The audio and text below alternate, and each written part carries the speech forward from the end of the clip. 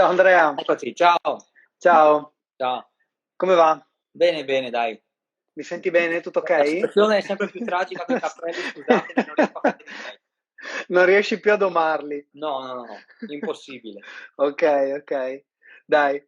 E niente, riprendiamo da dove ci siamo lasciati la settimana scorsa con un po' di domande e risposte su posizionamento in sella, consulenza biomeccanica e così via.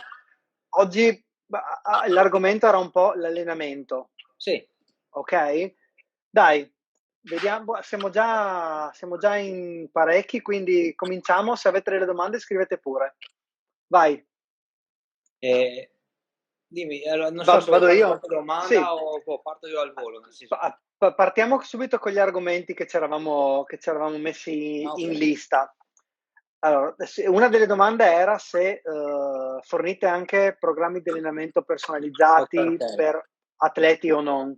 Sì, sì, sì, allora appunto il centro nasce proprio per esigenze, anche del Cycling Team Friuli, no, quindi è nato sia per, seguire la parte biomeccanica, posizionamento eccetera, sia per seguire la parte proprio relativa agli allenamenti e la preparazione. Quindi fondamentalmente la risposta è un sì, quindi seguiamo tutta una serie di atleti, okay, che Mhm. spaziano dall'amatore al professionista fondamentalmente. Quindi il ventaglio con cui lavoro è diciamo a 360 gradi. E detto questo, lavoriamo con atleti di friulani, con atleti veneti, con Mhm. atleti lombardi, con atleti stranieri, ok? Quindi anche da questo punto di vista, diciamo, non abbiamo nessun tipo di limite, ecco. Anche perché Quindi, appunto no, no, dimmi scusa. appunto al giorno d'oggi abbiamo un sacco di strumenti con cui possiamo gestire la preparazione, valutare carichi di allenamento, eccetera, per cui diciamo non è più così richiesto il contatto uno a uno sempre, quantomeno, insomma, Mhm. chiaramente ogni tanto avere un contatto è importante, Certo, però si riesce a gestire molto bene la preparazione anche da remoto, fondamentalmente. ok. E uno degli argomenti che era usciti era sì atleti, sì amatori, ma anche team per Sì, sì, quanto sì. riguarda gli atleti professionisti. Quindi non solo il singolo, ma magari anche facendo un lavoro di squadra Esatto, esatto. Diciamo che coordinato. dopo a seconda appunto delle richieste, fondamentalmente, come saprete magari io lavoro sia col Team Friuli, seguendo assieme a due colleghi del Team Friuli un attimino un po' la preparazione atletica, Mhm. sia per la CCC, insomma, che adesso ok, abbiamo un po' di problemi con questo virus, però fondamentalmente seguo anche quel team, c'è altre squadre come la Fossa Bortolo femminile, la Top Girls, insomma, quindi seguiamo un po' di squadre, Luci Pordenone, abbiamo una collaborazione, Mhm. insomma, quindi abbiamo un po' di squadre in piedi con cui si cerca di pianificare un po' la stagione, ecco, gli allenamenti. Abbiamo parlato di te con Alessandro De Marchi martedì, Sì? abbiamo fatto una chiacchierata. Sì, sì, ha detto si sarebbe connesso per farti delle domande scomode. Vediamo se scriverà qualcosa. No, dai. E, niente, quindi sì, abbiamo detto professionisti, amatori, squadre o meno, ma su cosa si basano i programmi personalizzati? Cioè se si lavora per obiettivi, ad esempio la distanza o effettivamente il tipo di gara se un Ma professionista. esatto, diciamo che fondamentalmente l'approccio che abbiamo con l'amatore o col professionista è sempre lo stesso, nel senso si cerca di capire che cosa serve e per che cosa ci vogliamo allenare. Mhm. Ok? Come hai detto tu prima, è una cosa molto importante che si capisca che quello che facciamo noi è un lavoro personalizzato. Okay? Quindi tendenzialmente due tabelle uguali difficilmente vengono fatte, no? Sì, Proprio perché in base agli obiettivi che uno si pone, in base al tipo di gara che uno fa, in base ai percorsi che ha a disposizione, in base al tempo che ha a disposizione, perché chiaramente il professionista viene da me e mi dice ho 24 ore al giorno, 7 giorni a settimana certo. disponibili per allenarmi.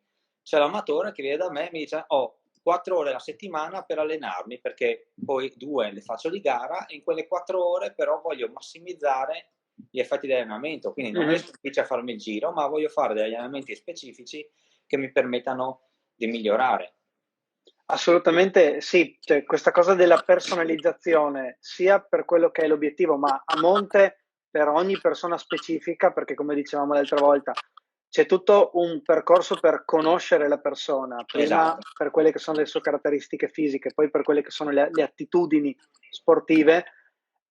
È veramente un lavoro personalizzato ed è anche il motivo per cui non abbiamo potuto sostituire quello che avrei fatto in studio da voi facendo del lavoro da remoto pur essendo tutti liberi a casa. Quindi Esatto, bisogna... fondamentalmente proprio per cioè io dico sempre, faccio un esempio banale, no? Tante volte mi si chiede magari una tabella semplice, facile, di una settimana che poi si ripete. Io tante volte dico a quel punto, internet alla fine è piena di programmi di allenamento, cioè sono ottimi libri, uno redatto anche dalla Federazione Ciclistica Italiana, in cui che si chiama Obiettivi e tipologie di allenamento, una cosa del genere, in cui ci sono proprio tutti i tipi di allenamento, eccetera, perché alla fine se uno ha bisogno di un approccio, diciamo, più semplicistico, ha un sacco di opzioni, diciamo, gratuite. E io dico sempre, piuttosto che, diciamo, chiedere a me tante volte un programma senza senso, dico piuttosto online trovi qualcosa più sensato che ti permetta di fare comunque un percorso. Chiaramente non è studiato, non è fatto sulla persona, perché quello che noi vogliamo fare è proprio questo. Io do un servizio che è un po' diverso, cerco in tutti i modi di accondiscendere alle caratteristiche di un soggetto, perché a parità di soggetti, stesso peso, stessa altezza, le due caratteristiche che i due soggetti hanno mi fanno sì che io debba allenarli in modo diverso. Certo. Poi il risultato magari è che vadano entrambe forte, uguale, e si equivalgono, però il percorso che hanno fatto per arrivare a quella condizione è diverso, perché se io invertivo gli allenamenti, a quel punto il risultato non sarebbe stato lo stesso. Certo.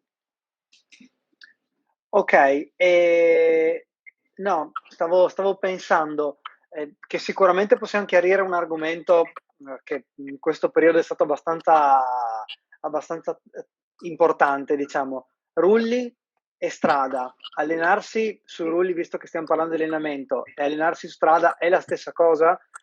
Allora, dipende anche da che tipo di rulli uno possiede, chiaramente, perché i rulli, diciamo, un po' più datati, con l'elastomero, quindi ruota su anche dietro, o i rulli a 3 proprio, quelli liberi, sono un po' ormai diversi, sì, sono molto diversi dalla strada e ormai, diciamo, si fa fatica a fare un allenamento molto simile a quello della strada.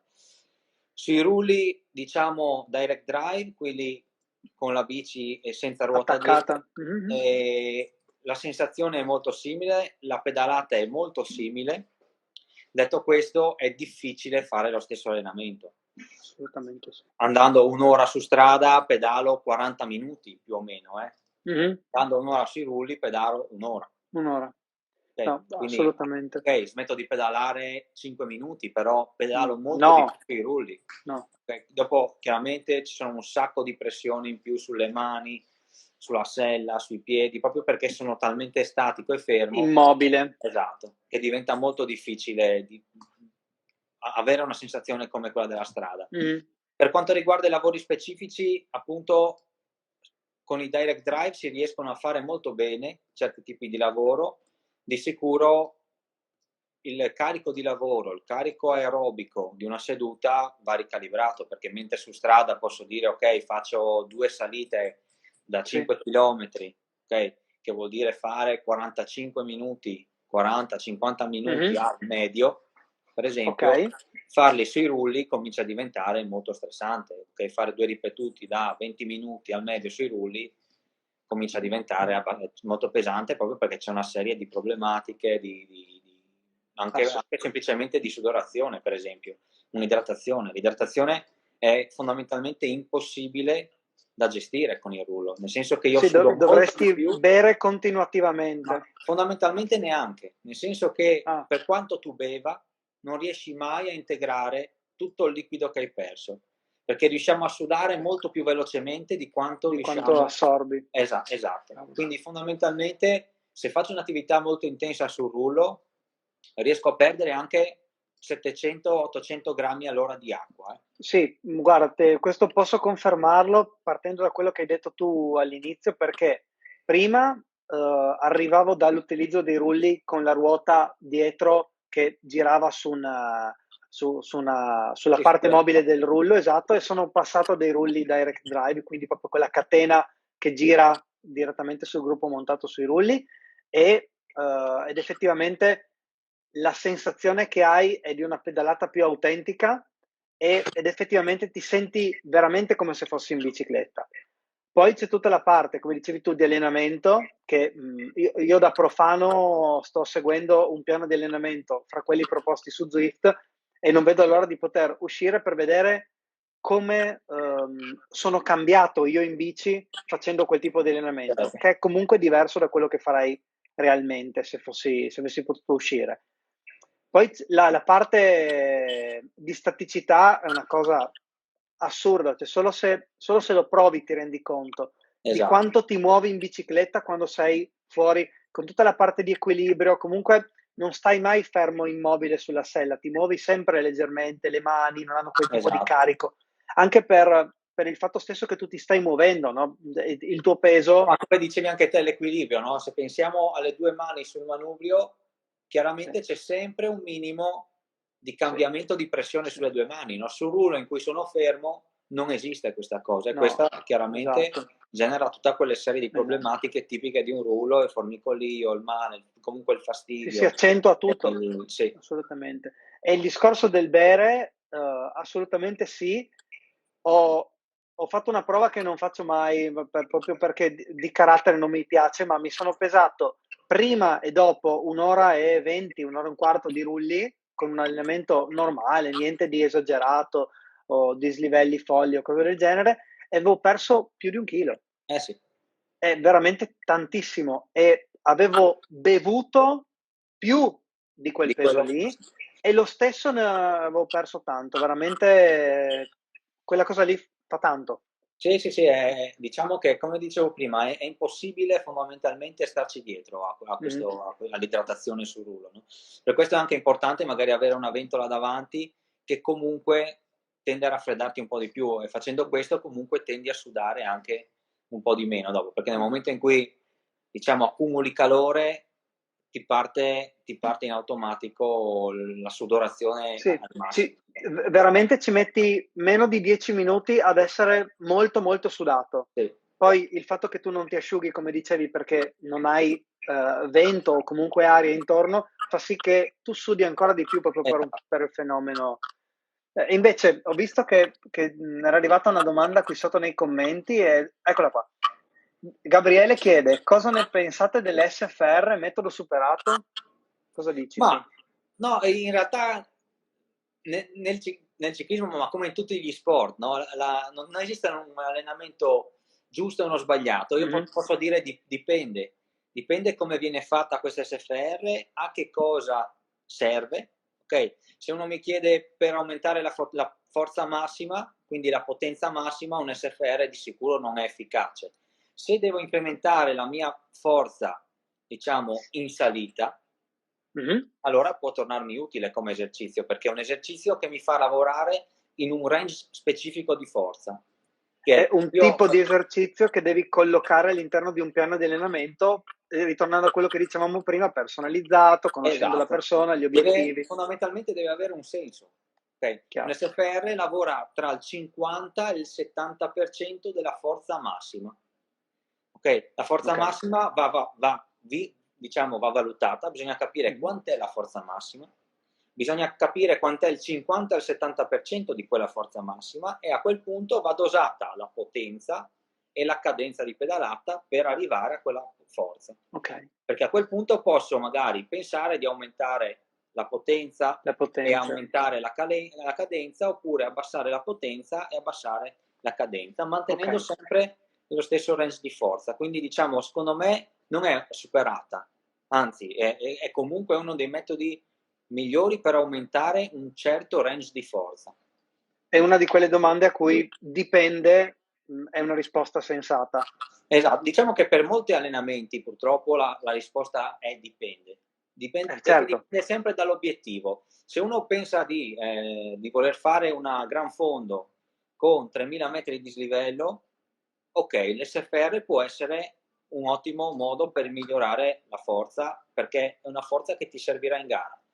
Devo fare il circuitino, faccio una gara amatoriale in circuito, 60 km a 45-48 di media con 4 rilanci a giro, a quel Mhm. punto l'SFR non è proprio Sì, ideale. perché non ti servirebbe nel momento della gara. Esatto, diciamo non è Ok, funzionale a quello che fai. quello che fai. E poi scorro le domande.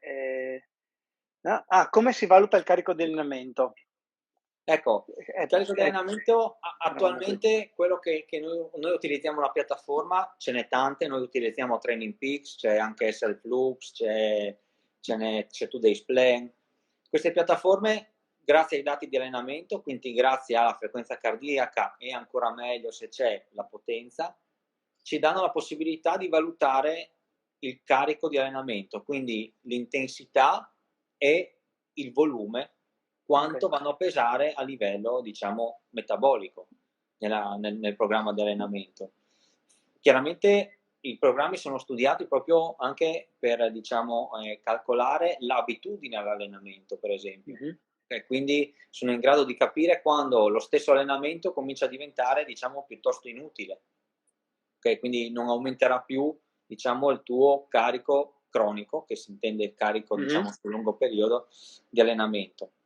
Quindi sicuramente un metodo è questo: valutazione tramite cardiofrequenzimetro, tramite misuratore di potenza e l'utilizzo di piattaforme specifiche che dopo noi andiamo ad analizzare. Un altro dato che andiamo a valutare al centro sono dei dati che derivano un attimino dalla situazione sia fisica che psicologica del soggetto, ok? Mh-mh. Nel senso psicologica come stress. Okay? Il fisico chiaramente, l'allenamento funziona semplicemente dando un input stressogeno all'organismo e Sì. l'organismo risponde a questo input, diciamo, assorbendolo e migliorando. Mh-mh. Chiaramente si arriva a un punto per cui questo equilibrio comincia a diventare sempre, diciamo, più difficile da gestire, perché il carico è sempre elevato, lo stress aumenta sempre di più Mh-mh. e capire quando lo stress, diciamo, eccede quello che è, Il diciamo, la miglioramento. mia capacità di assorbire l'allenamento diventa un problema. Per fare questo allo studio utilizziamo un paio di macchinari che abbiamo acquistato da poco, che sono una bioimpedenziometria fondamentalmente, che valuta Okay. la composizione corporea, quindi massa magra, massa grassa, quindi fondamentalmente muscoli, ossa Mh-mh. e grasso, e valuta anche la quantità di acqua che per esempio che c'è in un organismo. Per esempio la quantità di acqua si separa tra intracellulare ed extracellulare. Queste due tipologie di acqua quindi mi dicono già molto rispetto al grado di stress di un soggetto. Okay.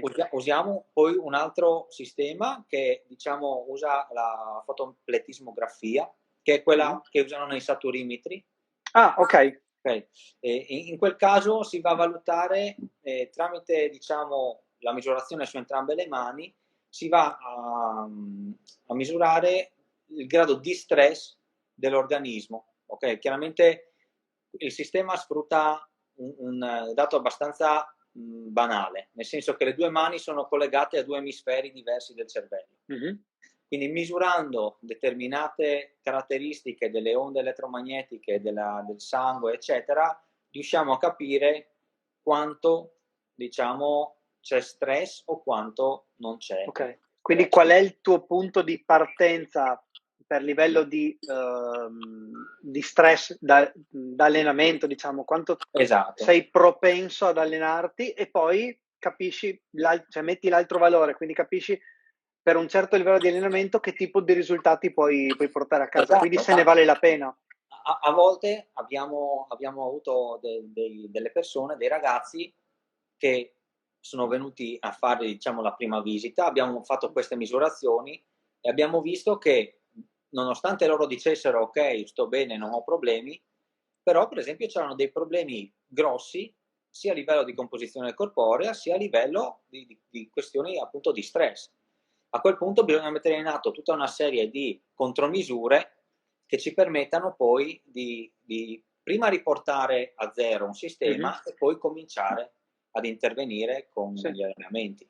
Fa sempre parte del piano di allenamento, che sia chiamiamolo pre-allenamento per essere in condizioni di allenarsi o che sia allenamento Esatto. vero, è sempre parte della personalizzazione che tu Sì. Diciamo fai. qua siamo alla personalizzazione, diciamo, estrema, cioè Ok. riuscire veramente a cucire un allenamento su di te Mhm. e in questo momento. Ok. Okay, quindi capire veramente in questo momento che cosa sta succedendo e di conseguenza agire con lo stimolo giusto. E questo mi viene da aggiungere, ti faccio la domanda, e lo ritari di volta in volta secondo gli appuntamenti periodici a cui facevamo riferimento la volta scorsa? Perché appunto dicevi che non ci si vede una volta, si danno delle indicazioni sul posizionamento in sella o in questo caso sull'allenamento, ma ci si rivede Esatto, periodicamente. esatto, esatto. Ok, Quindi per esempio in questi casi, a seconda del piano che si sceglie, si passa da 3 monitoraggi a 6 monitoraggi all'anno. ok, Okay. Questi monitoraggi poi non è che vengono fatti magari a cadenza di 2 mesi. Per esempio nell'inverno magari ci sono volte per cui in 4 mesi non viene fatto nulla. Nel sì, momento in cui magari il carico è più alto, abbiamo bisogno di essere più sicuri di quello che facciamo, a quel punto si fa una valutazione ok. magari mensile o a ciclo. Se il ciclo di allenamento è di 2 settimane, si valuta ogni 2 Ogni due settimane settimane. questo Ok. carico. Chiaro, chiaro. Leggo una domanda che vedevo qua sotto. Ok, la pliometria può essere funzionale alla pedalata? Allora, in questo caso siamo un po' al limite, Mm, perché per esempio la pliometria mi serve in pista. Per ok, un P-Star, il P-Star al rapporto fisso, ok? Quindi arriva a frequenze di pedalate veramente alte, si arriva anche a 170, 180, anche più pedalate al minuto. mm, La pliometria è molto simile a un'esercitazione del genere. ok, Quindi se appunto tornando da capo, se devo dire che mi serve un allenamento funzionale all'andare in bici, per l'amatore medio la pliometria non la vedo come, diciamo, neanche più che altro consigliata, nel senso che è anche abbastanza traumatica mm, a livello muscolare e a ok, livello tendineo, quindi bisogna essere anche preparati per farla, quindi bisogna avere un certo tasso di forza per poter fare una pliometria, insomma. Quindi sì, direi eventualmente, per esempio, per un velocista potrei anche immaginarmela dentro un programma di allenamento, ma sicuramente non come un allenamento da eseguire in maniera costante. Degli input che vengono fatti in seguito a progressioni importanti in palestra mhm, che mi permettano di avere contrazioni muscolari un po' più veloci rispetto a quelle che faccio sollevando grossi pesi. Okay? Quindi faccio la mia progressione da ok, pochi pesi a tanti pesi, quindi si abbassa la velocità di esecuzione, dopodiché piano piano posso inserire esercizi pliometrici. ok. Okay? Però lo faccio in una progressione che abbia un senso. Se mi dite di provare a inserire dopo un allenamento, per esempio, una pliometria, ti dico no, non ha proprio senso. No, fa sempre parte di quel pacchetto di strumenti che usi in base Esatto, all'obiettivo. esatto. Ok, ok. E poi direi, questa è una cosa interessante secondo me. Ci sono degli strumenti o delle cose che tu consiglieresti di fare a completamento di una giornata di allenamento o post gara, delle cose propedeutiche magari alla salute per un amatore o alla performance successiva per uno sportivo? Allora, sicuramente io dico sempre un po' di lifestyle non guasta, nel senso che ovviamente fare le 4 di notte il giorno prima e il giorno dopo la gara magari è un problema. Se capita ogni tanto nessuno dice niente perché ovviamente non lo si fa per mestiere, però sicuramente mantenere un certo, diciamo, ritmo circadiano, che per quanto banale è anche molto importante perché mette in moto tutta una serie di ormoni, per cui più diciamo sono regolare, più il mio fisico diventa abituato a rispondere in una certa maniera e diventa più reattivo agli stimoli.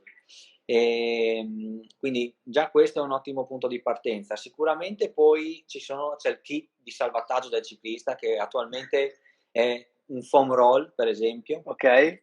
Okay, quindi già per esempio fare degli esercizi di attivazione anche prima di andare in bici, come il foam roll, fare una seduta di stretching, non necessariamente vicina alla seduta di allenamento, perché tante volte la si fa subito dopo scesi dalla bici e fine. Tante volte magari fatta un po' più lontano ci permette anche di avere delle sensazioni un po' più fini rispetto a quello che stiamo facendo, quindi riusciamo a percepire un po' meglio che cosa si sta stirando, dove sta lavorando un po' di più.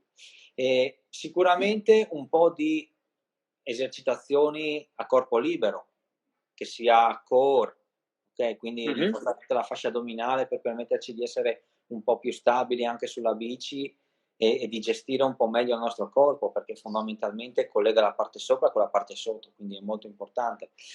Dopodiché un po' di esercizi a secco per quanto riguarda chiaramente le gambe e anche la parte alta. Dopodiché a questo punto c'è sempre la discriminante tempo. Okay, quindi nel momento in cui uno mi dice: "Ho un quarto d'ora da dedicare alla giorno", allora secondo me già fare lo stretching e fare un po' di foam roll, eventualmente qualche posizione di core è sufficiente. Nel momento in cui uno comincia a dirmi: "No, io ho 1 ora ogni 2 giorni", allora ha senso magari strutturare un po' anche di rinforzo muscolare. Beh, e questo, dicevo, è interessante anche per me perché era una delle cose su cui volevo lavorare per capire quanto mi può spostare la fatica, nel mio caso, dell'andare in bici o quanto posso essere più comodo sulla bicicletta, al di là del posizionamento. E valuteremo se magari fare una seduta o un'altra diretta in cui facciamo magari attivazione prima Sì. di un'uscita, che sia rulli o un'uscita vera. Sì, Vediamo. può essere interessante fare un piccolo intervento pre-allenamento, in modo da magari così anche capire e sfatare un po' di miti, perché tante volte, come dicevamo l'altra volta, si fa lo stretching statico, ma tante volte non è la cosa anche giusta da fare prima della Come tempo secondo te, prima di un'uscita da un paio d'ore, una cosa non impegnativa, quanta attivazione o stretching si No, può? chiaramente nel limite del fattibile, secondo me un quarto d'ora è sufficiente. Chiaro che se si fa una mezz'oretta è anche meglio, però visto che siamo tutti un attimino chiaramente tirati coi tempi, già riuscire a fare un quarto d'ora vuol dire partire e magari non avere quei fastidi che si hanno di norma nei primi 10-15 minuti di bici. Non so se è mai capitato che magari uno va fuori e ti fa male dietro la coscia quando vai appena parti, oppure ti fanno male le spalle dopo 3-4 minuti, ma poi subito dopo si sciolgono. Ecco, riusciamo a partire in bici evitando questi piccoli fastidi. Mio esempio personale per esperienza, mi sono reso conto che portando degli esercizi di attivazione, stretching o comunque riscaldamento da altri ambiti, magari da qualcosa che ho sempre fatto quando giocavo a basket o esercizi di attivazione di allenamento funzionale, assolutamente anche ginocchia e caviglie ho notato un miglioramento veramente notevole nei primi chilometri che fai quando monti in sella. Se ti sei attivato bene rispetto a quando magari sei frettoloso e dici no, devo uscire perché ho poco tempo, come dicevamo poco fa. Quindi sì, mi piacerebbe approfondire questa cosa qua, assolutamente. Va bene. No, tornando sul discorso programma di allenamento, come stabilisci una progressione di lavoro? Cioè, in base magari a chi ha un obiettivo annuale Sì. o chi ti dà un arco di tempo annuale, come lavori? No, allora, come dicevamo prima, la partenza è sempre, diciamo, relativa agli obiettivi, ok? Quindi di norma si parte, si stabiliscono degli obiettivi all'interno dei 12 mesi. Mh-mh. Quindi si decide fondamentalmente quando massimizzare la performance, perché purtroppo non siamo ancora riusciti a far andare fortissimo un atleta per 12 mesi. Okay, quindi Impossibile. bisogna mettersi via questo concetto che tante volte è un po' difficile da mandare giù, no, però Mh-mh. purtroppo bisogna concentrare in un ciclo magari, o in 2 cicli, o in tre picchi, okay, Mh-mh. di forma durante l'anno. Si decide e si cerca di massimizzare la performance. Però fondamentalmente quello che dobbiamo fare è proprio questo, quindi creare un percorso che ci permetta di migliorare prima delle caratteristiche, dopo delle altre, per arrivare al massimo delle nostre capacità sul nostro obiettivo. Per esempio, come dicevamo prima, una pliometria di certo faccio fatica a inserirla nel momento in cui sto facendo il massimo volume possibile. Okay. Come un'esercitazione di forza massima in palestra faccio fatica a inserirla nel momento in cui sto rifinendo la condizione ad intensità altissima per prepararmi alla gara o alla gran fondo. Sì, sì, sarebbe Okay. controproducente. Esatto, no, quindi sarebbe se no io dico sempre non è neanche l'allenamento in sé che fa un danno, è lo stress che genera questo allenamento, Okay. okay, perché io dopo vado a mettere per esempio una seduta di palestra per cui il mio fisico fa molta fatica a digerirlo. Mh-mh. Io fondamentalmente avrò mal di gambe per 3 giorni, per cui ho perso fondamentalmente 3 giorni in cui potevo lavorare in maniera magari migliore delle caratteristiche che saranno più utili per me dopo. Okay, quindi io Okay. faccio sempre l'esempio tante volte: fare l'allenamento di scatti Mh-mh. e fare l'allenamento di SFR è diverso a fare l'allenamento di SFR e l'allenamento di scatti, Okay. inteso nell'arco della settimana. No, no, ho mancato la premessa. Quindi se Sì, faccio perché u il giorno sì, prima gli scatti e il giorno dopo l'SFR è diverso da fare il giorno prima l'SFR e il giorno dopo gli scatti. Perché l'ordine delle cose che fai ti permette anche di essere preparato a quella che farai dopo. esatto, o comunque devo dare delle priorità a determinate esercitazioni, Okay. perché a livello fisiologico, per esempio, non ha senso invertirle. Che se io faccio lo sprint il giorno dopo di aver fatto una distanza o una Mh-mh. forza resistente, la mia muscolatura non è più reattiva. Per Quindi quel tipo di fondamentalmente lavoro. se io volevo lavorare la forza massima e la potenza massima, il mio muscolo non riuscirà nemmeno ad arrivarci alla forza massima, alla Okay. potenza massima. Ma Uno può anche dirmi: "No, io voglio allenarmi a migliorare la performance", o io posso pensare di mh-mh. migliorare la performance dello scatto con la mia muscolatura stanca. A quel punto quell'allenamento può avere senso. Però ritorniamo al discorso di prima. A questo punto sto facendo un lavoro personalizzato su di te, sulle tue esigenze e sulla base di quello che vedo che mi può servire o non mi può servire.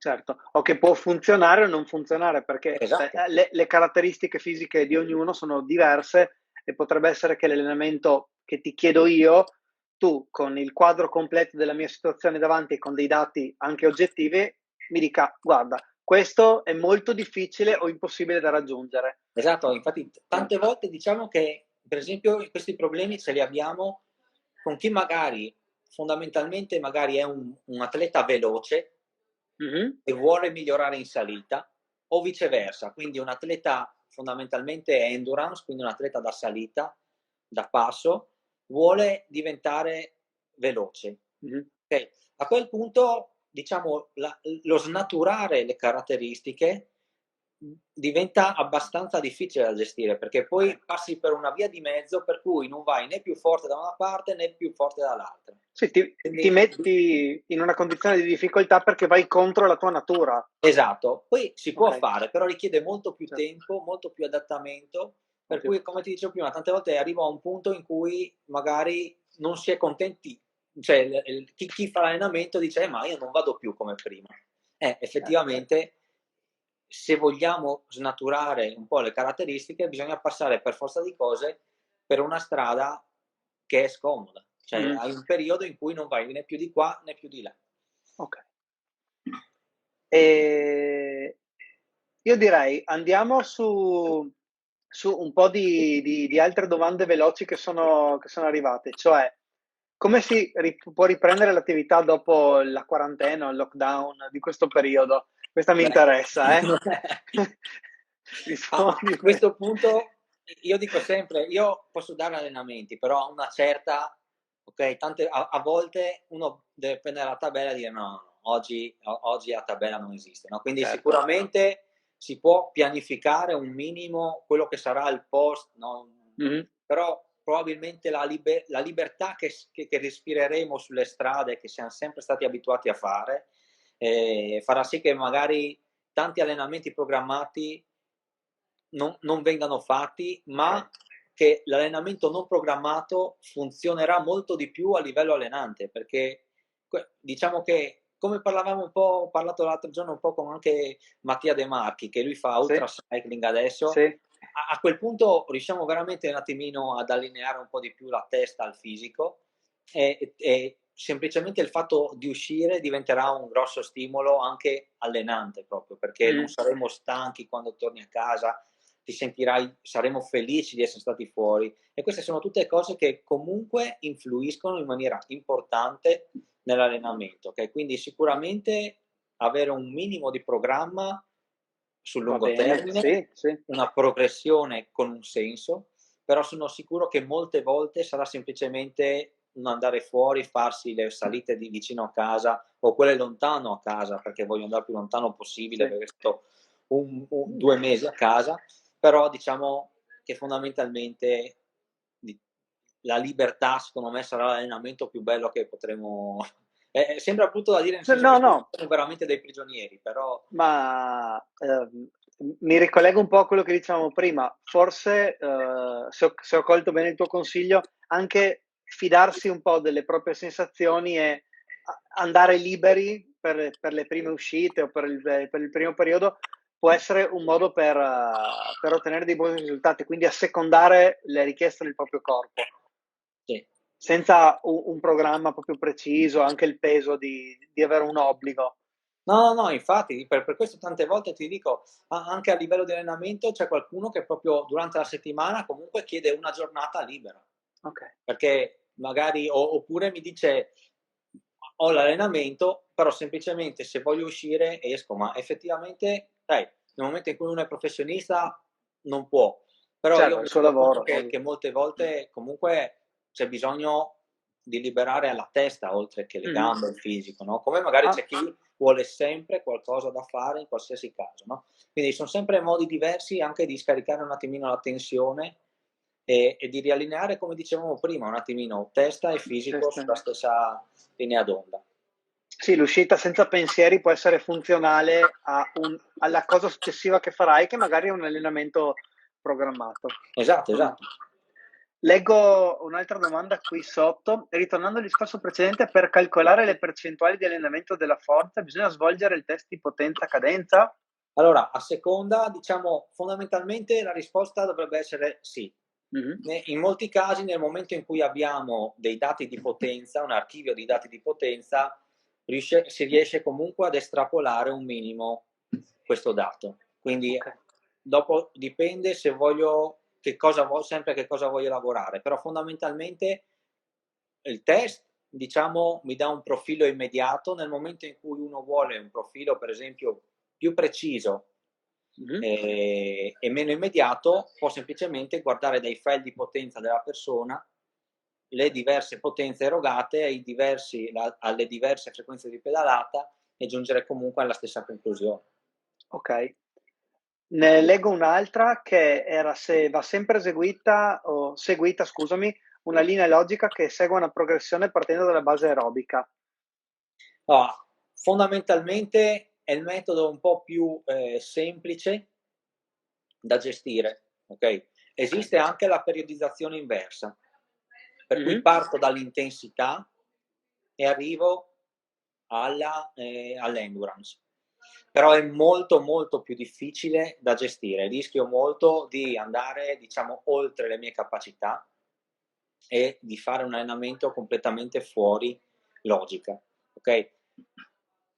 Il ciclismo, per quanto non sia solo endurance, è molto molto endurance.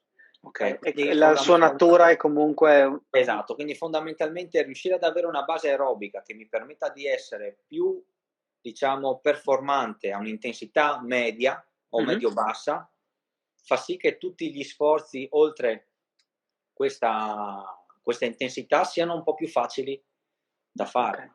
Ok. Quindi cioè, il tuo approccio non cambia, ti piace avere prima una bella base di dati, chiamiamola Sì, solida, una e... base, sì, una base aerobica mi permette sempre di fare tutto quello che voglio sopra di questo. Ok. Anche perché proprio, diciamo che è fisiologico proprio, ok? Quindi aumenta proprio la capacità dell'organismo di sostenere uno sforzo. Ok, a Ok, quel punto lo sforzo molto lungo e molto lento può anche essere un po' più breve e un po' più intenso. Andrò a lavorarci su se voglio farlo molto più intenso e molto più breve. Però partire dal molto breve e molto intenso per poi arrivare a un lavoro estensivo è molto più problematico, è molto più difficile da calibrare.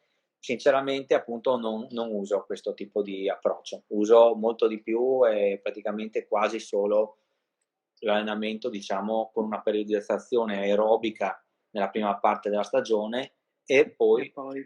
adattamento, diciamo, all'intensità nella Ok, fase più vicina alle gare. ok. Leggo l'ultima domanda che abbiamo recuperato da quelle ricevute prima, quindi se avete altre domande da scrivere, scrivetele adesso, poi non avremo più tempo, che era se il recupero è importante tanto quanto l'allenamento. Ecco, No, è molto di più, molto di più. molto di più. Sì, nel senso che molte volte non viene calcolato, no? Nel senso il giorno di recupero è un giorno perso. Mhm. In realtà molte volte è proprio un giorno guadagnato il giorno di recupero, nel senso che il fisico riesce a rientrare dello stress, dagli stress ricevuti e si prepara, riesce a essere molto più performante nei giorni successivi. Okay? Ok, Molte volte quello che diciamo appunto anche ai nostri atleti è proprio quella di ascoltarsi, perché mhm. tante volte la tabella dice una cosa, ma il fisico ne dice un'altra, e se il fisico chiede recupero, ok, a volte è meglio darglielo. Mhm. Okay? Magari ci sono volte in cui diciamo ai nostri atleti no, dobbiamo fare appunto magari un giro a tappe, dobbiamo fare Sì. una gara di 6 giorni, a questo punto dobbiamo soffrire un giorno in più.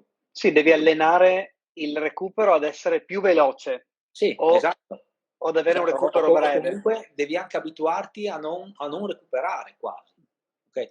Però nel momento in cui voglio migliorare la performance in sé, il recupero è importante almeno tanto Tanto quanto quanto l'allenamento. l'allenamento specifico, sì, e l'allenamento appunto in sé. Nel senso che se non recupero non riesco mai a migliorare, mi scavo una fossa da solo facendo un sacco di fatica.